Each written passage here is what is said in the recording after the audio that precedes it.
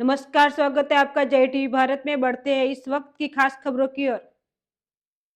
NRAI के 5वें food delivery summit में भारत के रेस्तरां उद्योग के नए विकास केंद्र के रूप में गुजरात की संभावना को पेश किया गया। भारत के सबसे बड़े फूड बिजनेस समिट में अहमदाबाद के 20,000 से अधिक रेस्तरां अहमदाबाद, सूरत, राजकोट और वडोदरा में एनआरएआई के 500 से अधिक सदस्य राज्य से बाहर विस्तार कर रहे हैं।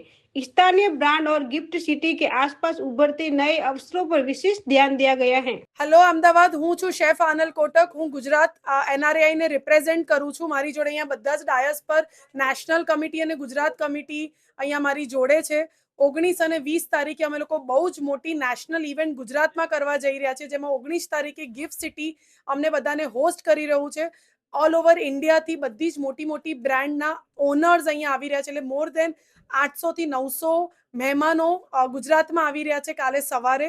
એ બધાને અમે ગિફ્ટ સિટી લઈ જઈ રહ્યા છે। ગિફ્ટ સિટી બધાને હોસ્ટ કરી રહ્યું છે અને ત્યાં ગિફ્ટ સિટી ટૂર છે અને ગિફ્ટ સિટીની અંદર જેટલી પણ એફએનબી ઇકોસિસ્ટમ ને ડેવલપ કરવા માટેની જેટલી પણ ઓપોર્ચ્યુનિટીઝ છે એ ગિફ્ટ સિટી ત્યાં બધા જ કો ફાઉન્ડર્સ જોડે વાત કરવાની છે। અને પછી 20 તારીખે અમારી મેઇન ઇવેન્ટ છે, જેની અંદર એક્ઝિબિશન છે અને કન્વેન્શન છે, જ્યાં બહુ જ બધી વર્કશોપ્સ છે। એક્ઝિબિશન એરિયામાં બહુ બધા અલગ અલગ બ્રાન્ડ્સ આવીને એમની પ્રોડક્ટ્સને ડિસ્પ્લે કરવાના છે।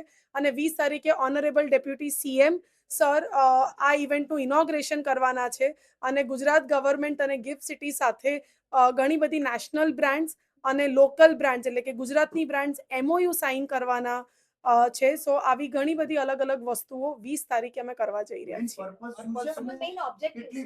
યસ, સો આ ઇવેન્ટનો પર્પસ એટલો જ છે કે ગુજરાતની અંદર કોમનવેલ્થ આવી રહ્યું છે, એની પછી ઓલિમ્પિક્સની વાત ચાલુ છે, તો ગુજરાતની અંદર એફએનબી ઇકોસિસ્ટમને ડેવલપ કરવાનું